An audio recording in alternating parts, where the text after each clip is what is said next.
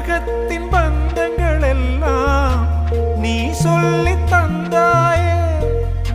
பிறப்புக்கும் இறப்புக்கும் இடையில் வழி நடத்தி சென்றாயே. உனக்கே ஓர் தொட்டில் கட்டி நானே தாயாய் மாறிட வேண்டும். ஆராரிராரோ நான் இங்கே பாட,